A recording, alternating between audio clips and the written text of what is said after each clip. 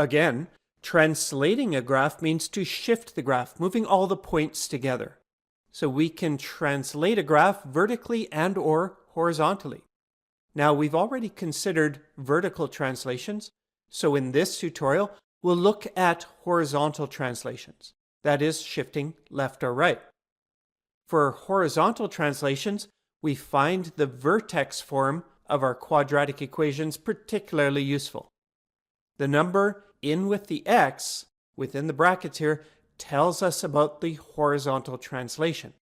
In our base quadratic equation, y equals x squared, there's no number in with the x, so no horizontal shift.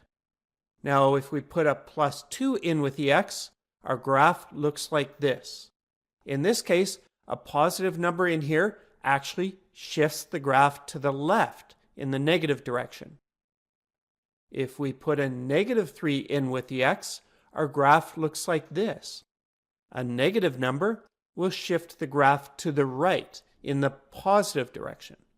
Now, this might seem a bit backwards, but when we plug in some numbers, it makes sense. This minimum point here is where y is 0. So in our equation, what x would make the y equal to 0? Well, x is negative 2 would do it, because negative 2 plus 2 is 0. So we know that the minimum happens here at x equals negative 2. It makes sense.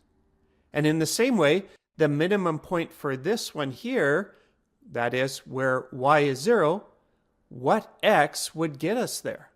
Well, plus 3 would do it. That is, plus 3 minus 3 is 0. So on the surface, our horizontal translations may seem a bit counterintuitive with the signs, but they do make sense with a bit of point analysis. Example 1. Sketch the graph represented in this equation. And we recognize this as a quadratic, that is degree 2. So let's draw our base quadratic y equals x squared. Now, we see that we have two translations in this one. This negative 3 at the end tells us that the graph is shifted down by 3, and that's our vertical translation. This plus 2 in here tells us that the graph is shifted left by 2, and that's our horizontal translation. And voila, there's our resulting graph.